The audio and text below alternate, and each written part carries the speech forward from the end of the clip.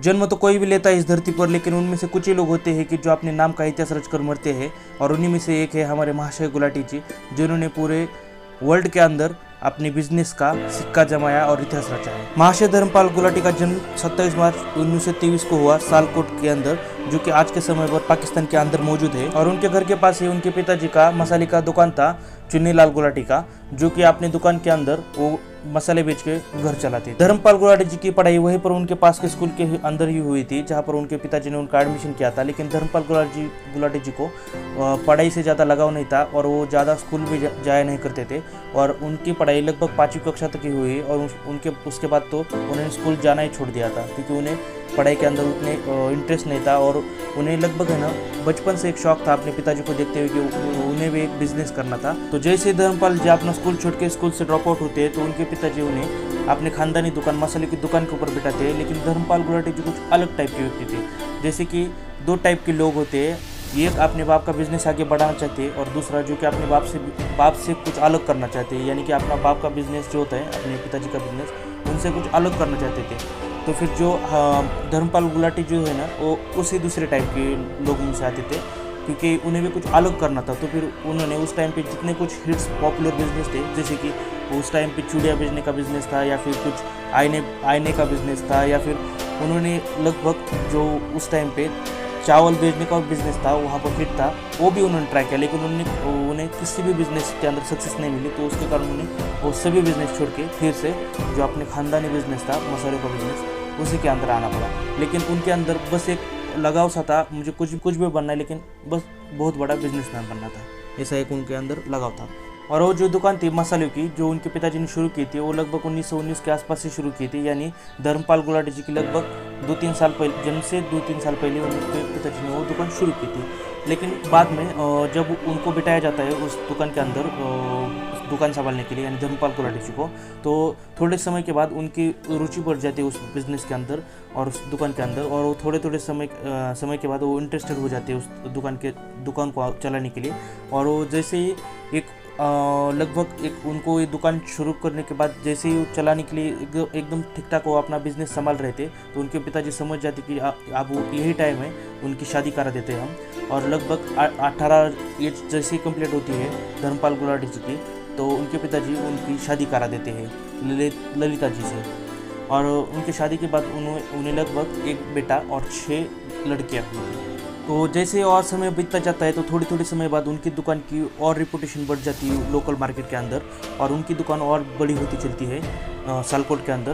तो सालकोट के अंदर एक वहाँ पर उनकी दुकान का है ना एक रेपुटेशन बन गया था कि अगर हमें कोई भी मसाले खरीदने हैं तो इसी दुकान से खरीदने, यानी जो महाशय जी का दुकान था उसी दुकान से अंदर से खरीदने हैं, क्योंकि एक रेपुटेशन बन गई थी। और 2-4 साल बाद तो ये पूरा इनका बिजनेस एक हिट होने के बराबर आके खड़ा हो गया था। लेकिन तभी उनके जीवन के अंदर सबसे बड़ा डाउनफॉल आता है। तो धर्मपाल जी के लगभग सालकोट के अंदर 25 साल गुजरने के बाद उनके एरिया में, यानी जब उनकी दुकान काफ़ी हिट पोजीशन पर चल रही थी, तो उनके एरिया में कुछ दंगे भड़क जाते हैं, जैसे कि हिंदू मुस्लिम करके, और उनके एरिया के अंदर एक तोड़फोड़ से मच जाती है। तब धर्मपाल जी को एक थोड़ी उनकी चिंता होती है, लेकिन उन्हें लगता है कि वो कुछ दिनों के अंदर बंद हो जाएगी। तभी उसी वक्त इंडियन गवर्नमेंट अनाउंस करती है कि इंडिया के अंदर एक नया देश बनने जा रहा है, जो कि पाकिस्तान नाम का था।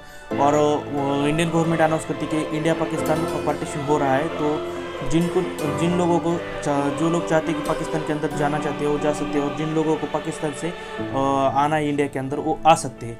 तो धर्मपाल गुलाटी जी भी लगभग उस टाइम पर, वो जैसे सभी लोग डरे हुए थे पाकिस्तान के अंदर, जो हिंदू लोग थे, उन्हें लग रहा था कि अब पाकिस्तान के अंदर बस मुस्लिम के लोग आने वाले हैं और उन्हें कुछ कर देंगे, इसलिए उसी डर से कारण उन्होंने वो सालकोट के अंदर पाकिस्तान छोड़ दिया। यानी कि तब का भारत और आपका पाकिस्तान है वो सालकोट। तो उन्होंने वो जगह छोड़ दी पाकिस्तान, और वो इंडिया के अंदर पलायन करके आ गए थे। तो कंडीशन ये थी कि वो अपने देश से पलायन करके हुए इंडिया के अंदर पहुँचे थे। यानी वो अपने देश के अंदर पलायन कर लिया था उन्होंने, और वो एक रिफ्यूजी की तरह रह रहे थे अपने देश के अंदर। तो उन्होंने पहले शुरू में अमृतसर यानी पंजाब के अंदर वो आ गए थे, और वहाँ पर वो एक रिफ्यूजी कैंप के अंदर रहने लगे। और कंडीशन ये थी कि उन्हें लगभग कुछ खाने को तक नहीं मिल रहा था उस टाइम के अंदर। तो उनका अपना घर बार बिजनेस सब कुछ छोड़ छाड़ के यहाँ पर आना पड़ा था, और यहाँ पर रिफ्यूजी की तरह रहना पड़ रहा था। तो उन्होंने एक लगभग अपने जीवन के 10-12 साल उस बिज़नेस को दिए थे। 25 साल का 25 साल से भी ज़्यादा का वो बिज़नेस था और उन्होंने उस बिज़नेस के अंदर लगभग 10-12 साल दिए थे और वो बिज़नेस इस कगार पे उन्होंने हिट किया था कि वहाँ पर हर कोई जानता था कि अगर मसाले लेने तो इन्हीं से लेने। तो फिर उन्हें क्या कुछ उनके ऊपर बीत रही होगी आप सोच भी नहीं सकते, क्योंकि एक इतना हिट बिज़नेस छोड़ के आना कोई मामूली बात नहीं होती।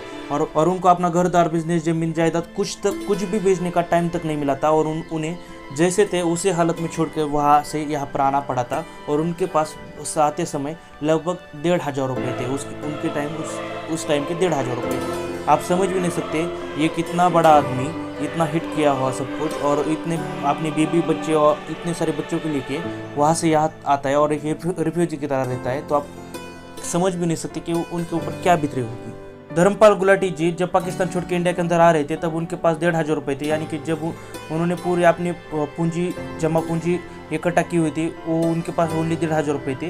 तो उन्होंने पूरी अपनी जमा पूंजी लेके इंडिया के अंदर रिफ्यूजी कैंप के अंदर वो आ गए और वहाँ से उन्होंने फर्स्ट टाइम शिफ्ट किया दिल्ली के अंदर। और दिल्ली के अंदर उन्होंने अपना गुजारा करने के लिए उन्होंने एक टांगा खरीदा जो कि 650 रुपये का था, यानी उन 1,500 में से उन्होंने एक टांगा खरीदा था जो कि 650 रुपये का था। और वहाँ से अपनी नई धर्मपाल जी अपना टांगा चलाने के लिए Delhi new railway station to Qutub road जाया करते थे और कभी कभी वो करोल बाग टू 12 हिंदू रोड तक भी जाया करते थे। धर्मपाल जी की खासियत थी कि उन्होंने अपनी ज़िंदगी में जीवन काल के अंदर कभी गिव अप नहीं किया था, यानी उन्होंने अपनी ज़िंदगी में कभी हार नहीं मानी थी, चाहे वो किसी भी चीज़ के लिए हो। जब वो पाकिस्तान से यहाँ पर इंडिया के अंदर आए थे एक रिफ्यूजी बनकर, तब वहाँ से अपनी उन्होंने जीवन वाहन चलाने के लिए उन्होंने एक टांगे से शुरुआत की थी और उन्होंने उस टांगे के साथ जितने पैसे कुछ कमाए थे उसी पैसे से उन्होंने एक जहाँ पर वो टांगा चलाते उसी एरिया के अंदर उन्होंने एक दुकान खरीदी, यानी करोल बाग के रोड के अंदर ही एक दुकान खरीदी थी जो कि 14x9 यानी कि 14 फीट और 9 फीट लॉन्ग ऐसा कुछ करके था, एग्जैक्टली आप समझ लीजिए। तो फिर वो जो उन्होंने दुकान खरीदी थी उनका दुकान के अंदर उन्होंने जो उनका पहला फैमिली बिजनेस था उन्होंने वही स्टार्ट किया जो कि मसाले की दुकान थी वो, और उसको उन्होंने फिर से नाम दिया कि महाशय दिहाटी। महाशय दिहाटी का शॉर्ट फॉर्म होता है MDH इंग्लिश में, और उसका जो मीनिंग होता है वो एक पंजाबी वर्ड है।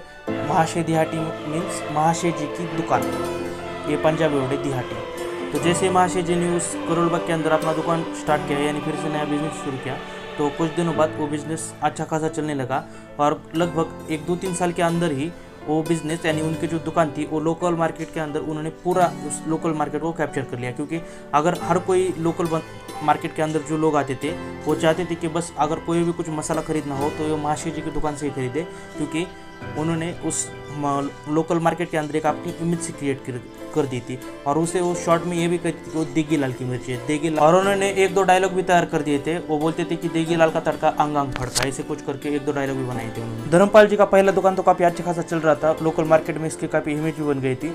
तो इसी का फ़ायदा उठाते हुए धर्मपाल जी ने और एक दुकान खोला जो कि मसाले का स्टोर था और दूसरी जगह पर, और वो दुकान भी उन्होंने 1954 यानी कि 1954 के अंदर खोला था। और वो दुकान भी काफ़ी अच्छा तरीके से चल गया और उसके वजह से काफ़ी उन्होंने मुनाफा यानी बहुत कुछ बेनिफिट कमाए और उसी की वजह से वो काफ़ी सक्सेसफुल रहे वहाँ पर। तो धर्मपाल जी ने जो अपने बचपन में एक सपना देखा था, ख्वाब देखा था कि मैं बड़ा होकर एक अच्छा बिजनेसमैन बनूंगा और अपना बिजनेस काफ़ी अच्छे लेवल पे हिट करूंगा, ग्रो करूंगा और उसे वर्ल्ड वाइड ग्लोबल करूंगा, तो फिर वो सपना पूरा करने का टाइम आ चुका था। धर्मपाल जी ने जो दोनों दुकानों से मुनाफा कमाया था उन दोनों दुकानों के मुनाफे से उन्होंने एक कीर्तिनगर के अंदर दिल्ली में ही एक प्लॉट खरीदा और वहीं पर उन्होंने MDH के पहले फैक्ट्री लगाई और वहीं से MDH की शुरुआत भी हो गई आज एज अ फैक्ट्री लेवल के हिसाब से। फैक्ट्री लगाने के बाद धर्मपाल जी ने सबसे ज़्यादा फोकस अपने मसाले की पैकेजिंग के ऊपर लगाया था, क्योंकि उस टाइम के अंदर इस जो मसाले की पैकेजिंग दे रहे थे MDH वाले, धर्मपाल जी जो पैकेजिंग दे रहे थे अपने फैक्ट्री के अंदर से, तो वैसे पैकेजिंग उस टाइम के अंदर कोई भी और प्रोडक्ट के लिए बनाई नहीं जा रही थी।